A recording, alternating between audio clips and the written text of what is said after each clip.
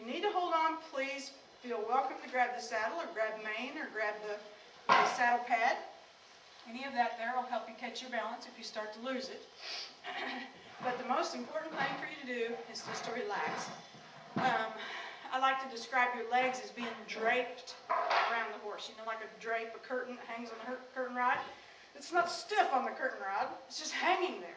So your legs should be the same, just hanging there. Your legs should hang down and then your feet set in the stirrups. They don't push down in the stirrups, they don't push out in the stirrups, they just set there. Okay, that making sense to you?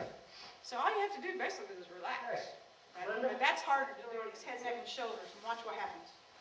I'm going to shut his right door again. Did you see what happened? His shoulder, head, and neck went through his left door. Okay, let's do it again. Head, neck, shoulder. Just went through his left door. Does he keep his other The side? butt should be out of it, but he moved it there a little bit. But now let's shut the door on his haunches on the right and see what happens. Shut the right door. I didn't say forward. Shut the right door. Where did his butt go? Went through his left door, didn't it? Okay, is that making sense to you? We shut his right door on his haunches. Took his haunches through the left door. Make sense? Head, neck, and shoulders through the left door. Midnight. You feel it happen? Finish it. Feel it? Okay. Now I'm shutting his back door in my direction. So he's coming through his front door toward me. That makes sense. If you can understand that all it takes to control a horse is to know which door to shut when and how big a door to shut, then you can figure out how to control him anytime you want to. Shut the front door. He goes through the back. Shut the front door. He goes through the back. Do you feel it? Shut the front door. He goes through the back. Let's see if we can do it a little bit more now. We'll go right front door. Left front door. Right front door.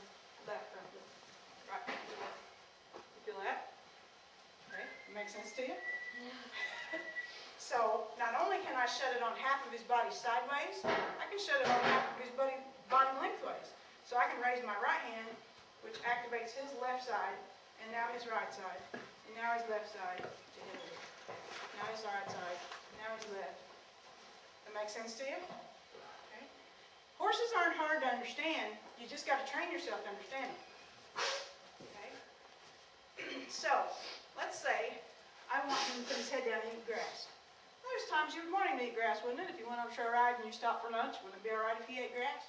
So instead of just letting him eat grass, we'll tell him to eat grass. See that? All I did was shut the top door. Now I'm going to shut the bottom door.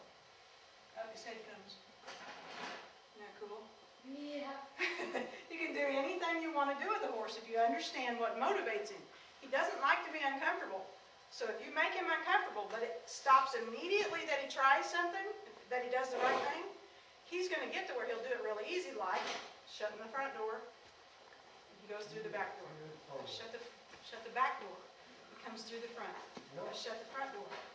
And he goes through the back. Shut the front door. The back door. Goes through the front. Shut the front door. Okay. Now, I'm going to alternate shutting the haunch. That makes sense to you? If he decides then to walk away from the water tank and stand there and sleep, that's what he decides to do. He doesn't quit sleeping until the discomfort of being sleepy goes away. Okay, that making sense to you? All right, so if I can figure out how to motivate the horse with comfort and discomfort, he's going to do what I want easier and easier and easier until it looks like magic. Okay? Now I'm going to ask this horse to back up. And as soon as he does it, I'm going to leave him alone.